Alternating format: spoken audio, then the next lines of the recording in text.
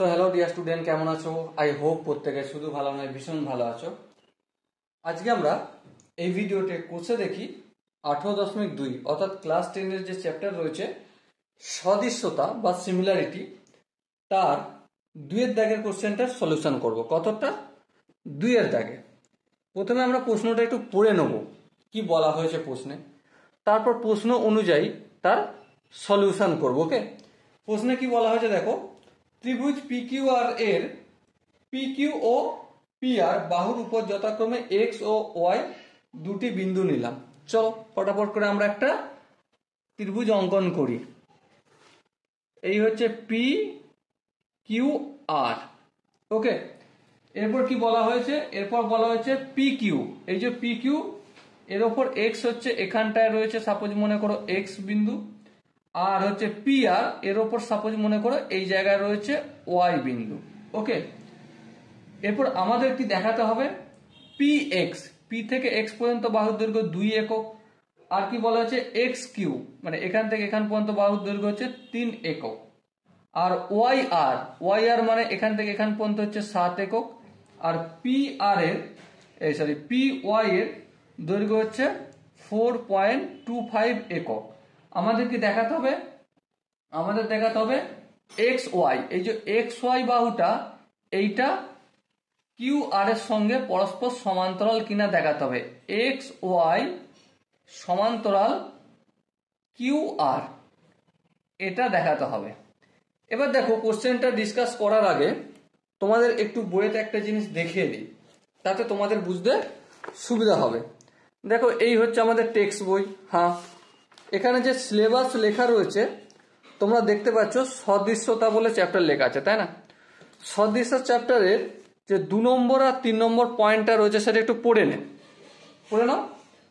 কি লেখা রয়েছে? ত্রিভুজের কোনো বাহুর সমান্তরাল সরলরেখা ত্রিভুজের অপর দুই বাহুকে বা তাদের বর্ধিতাংশকে সমানুপাতে বিভক্ত করে, প্রথমটা। আচ্ছা, 3 নম্বরটা কি রয়েছে? কোনো সরলরেখার ত্রিভুজের দুই বাহুকে বা তাদের বর্ধিতাংশকে সমানুপাতিক বিভক্ত করলে সরল রেখাটি তৃতীয় বাহুর সমান্তরাল হয়। মানেটা কি? মানেটা একটু বুঝিয়ে দিই ছোট্ট করে। তার জন্য আমি একটু রাফ নেব, এখানটা রাফ করছি, ঠিক আছে? সাপোজ মনে করো এই হচ্ছে আমার ত্রিভুজ, ঠিক আছে? ত্রিভুজের এই বাহুটা আর এই যে এই বাহুটার যে কোনো স্থানে বিন্দু এইটা নিলাম। এই দুটো বাহু যদি সমান্তরাল হয়, মানে নাম দিয়ে দিই যদি ABC, আর এখানটা নাম দিচ্ছি D, আর এখানটা নাম দিচ্ছি E নাম দিচ্ছি। যদি BC বাহু সমান্তরাল হয় DE বাহুর সঙ্গে যদি হয়, তার মানে আমাকে বুঝতে হবে কি AD বাহুটা AD by BD equal to AE by CE হবে। এবারে এটা আমাদের বইয়েতে প্রমাণের প্রয়োজন নেই বলেছে, কিন্তু এটা মনে রাখার জন্য আমি পার্সোনাল ভাবে তোমাদেরকে বলবো যে এটা তোমরা একটু নিজেরা প্রমাণটা দেখে রাখবে, ঠিক আছে? হালাকি প্রমাণটা পরীক্ষায় আসবে না, কারণ তোমাদের সিলেবাসে নেই বলে দিয়েছে, প্রমাণের প্রয়োজন নেই, ঠিক আছে? কিন্তু তবু আমি পার্সোনাল ভাবে বলবো। এবার তোমাদের যদি মনে হয় না দাদা তুমি একটু নিজে করে দেখিয়ে দাও, ঠিক আছে, যে এটা কি করে হয়, কি করে সম্ভব, তাহলে কি করতে হবে? একটাই কাজ করতে হবে, কমেন্টে লিখে দাও যে দাদা এটা প্রমাণে একটু করে দাও। ওকে, তো চলো আপাতত সলিউশনের দিকে যাই। তাহলে XY সমান্তরাল QR কখন হবে? যখন PX আপন XQ ইকুয়াল টু কি হবে? PY বাই YR হবে। হ্যাঁ, ঠিক। এবার দেখো, এখান থেকে আমি PX আপন XQ যদি করি, PX এর ভ্যালু কত? 2, তাহলে 2 লিখলাম। XQ এর ভ্যালু 3, কত লিখবো? 3 লিখলাম। ওকে, এরপর PY বাই YR, PY এর ভ্যালু কত? 4.25, YR এর ভ্যালু কত? 7। এবারে এটা যদি ক্যালকুলেশন করি তাহলে কি পাবো? দেখো, 425 করবো, 7 লিখবো, দশমিকটা তুলে নিচে একটা 1 লিখবো, তারপর দুটো সংখ্যা, তাই দুটো 0। এবার আমি একটু কাটাকাটি করব। হ্যাঁ, কাটাকাটি করব। দেখো 25 দিয়ে যদি কাটি 4 25-এ কত হয়ে যায়? 100 হয়ে যায়।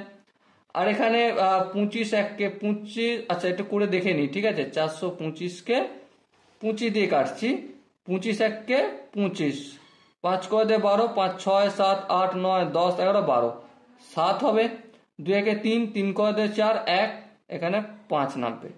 এবার দেখো 25-কে যদি আমি 7 খাওয়াই, 7 25-এ 175, তার মানে এখানটা কত হবে? 17 হবে। 425-কে কাটলে 25 দিয়ে, তো আলটিমেট কত পেলাম?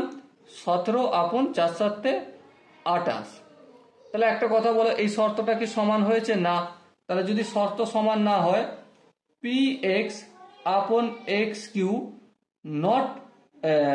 নট ইকুয়াল টু py/yr, এটা নয়, দেন উই ক্যান সে, সুতরাং অতএব বলতে পারি এক্স ওয়াই সমান্তরাল নয় কার? ওয়াই কিউ এর সমান্তরাল হবে না। ওকে, আই হোপ প্রত্যেকে 1 নম্বর যে 2-এর দাগে যে 1-1টা ছিল, 1-এর কোশ্চেনটা বুঝতে পেরেছো। এবার যদি কারো মনে হয় না দাদা আরেকটু ডিটেলসে এক্সপ্লানেশন করার দরকার আছে, তো অবশ্যই কমেন্টে জানাবে। ওকে, এরপর নেক্সট যে কোশ্চেনটা বলেছে দেখো 2-এর কোশ্চেনটা, 2-এর দাগের 1 আর 2 দুটো কোশ্চেন আছে, তাই না? সেখানে কি বলেছে? প্রথমে ত্রিভুজটা অঙ্কন করে নিই ফটাফট করে। এই হচ্ছে পি কিউ আর, আর এই হচ্ছে এক্স, আর এই হচ্ছে Y. Okay, not to scale, মানে স্কেলের দ্বারা অঙ্কন করিনি বা স্কেল মেনটেন করে অঙ্কন করা হয়নি। এবারে দেখো কি বলেছে, পি কিউ 8 একক, মানে পি থেকে কিউ পর্যন্ত পি কিউ ইকুয়াল টু 8 একক আমাদের বলা রয়েছে। আর কি বলা রয়েছে? ওয়াই আর, মানে ওয়াই থেকে আর পর্যন্ত, এখানটা কত বলেছে? 12 একক। বেশ, চলো লিখে দিই, ওয়াই আর ইকুয়াল টু 12 একক। আর কি বলেছে? পি ওয়াই, পি ওয়াই মানে এখান থেকে এখান পর্যন্ত পি ওয়াই কি বলেছে? 4 একক। চলো লিখে দিই এটাও, পি ওয়াই ইকুয়াল টু 4 একক, ঠিক আছে। এবং পি ওয়াই এর দৈর্ঘ্য, পি ওয়াই বলতে পি ওয়াই এর দৈর্ঘ্য এক্স কিউ এর দৈর্ঘ্যের চেয়ে 2 একক কম হলে, মানে পি ওয়াই যে দৈর্ঘ্যটা, ঠিক আছে, এক্স কিউ এর দৈর্ঘ্যের থেকে 2 একক কম, তার মানে কি এক্স কিউ এর দৈর্ঘ্য কত হবে? অবভিয়াসলি 6 হবে, কারণ 6 থেকে 2 কম হলে তবেই 4 হচ্ছে, তাই না? এক্স ওয়াই, এই যে এক্স ওয়াই আর কিউ আর যে সমান হবে, তার শর্তটা কি? এই সমান্তরাল হবে, মানে যদি আমাকে প্রমাণ করতে হয় এক্স ওয়াই সমান্তরাল কিউ আর, তবে শর্তটা কি করতে হবে? সিম্পল একটা কাজ করতে হবে। কি কাজ? আমাকে P X upon X Q equal to P Y upon Y আর, এই শর্তটা পূরণ করতে হবে যদি সমান্তরাল করতে হয়। হ্যাঁ ঠিক। এবার দেখো পি এক্স এর ভ্যালু জানি না, তাহলে পি এক্স এর ভ্যালু পি এক্স রেখে দিলাম। এস কিউ এর ভ্যালু জানি, হ্যাঁ জানি, কত? 6 লিখে দিলাম। পি ওয়াই এর ভ্যালু জানি, হ্যাঁ জানি, কত? 4 লিখে দিলাম। ওয়াই আর এর ভ্যালু জানি, হ্যাঁ জানি, কত? 12, এই 12 লিখে দিলাম। তাহলে দেখো পি এক্স 6টা আছে ভাগের আকারে, অপোজিট দিকে গেলে সমানের গুণের আকারে হয়ে যাবে, তাহলে 4 গুণিতক 6 আপন 12, 6 1-কে 6, 6 2-গুণে 12, 2 1-কে 2, 2 2-গুণে 4। তাহলে পি এক্স এর ভ্যালু যদি 2 হয়, কত হয়? পি এক্স এর ভ্যালু যদি 2 হয়, তবেই এই শর্তটা পূরণ করবে। ওকে, মানে সমান্তরাল হবে। আই হোপ প্রত্যেকে এই কোশ্চেনের কনসেপ্টটা বুঝতে পেরেছো। যদি কারো কোনো জায়গায় কনসেপ্ট বুঝতে অসুবিধা থাকে, ডাউট থাকে, কনফিউশন থাকে, কি করতে হবে? তার জন্য কি করতে হবে? সিম্পল কাজ, কমেন্ট সেকশন রয়েছে, কমেন্টে জানাতে হবে। আর দেখা হচ্ছে নেক্সট ভিডিওতে। ততক্ষণ পর্যন্ত ভালো থেকো, সুস্থ থেকো এবং জয় হিন্দ।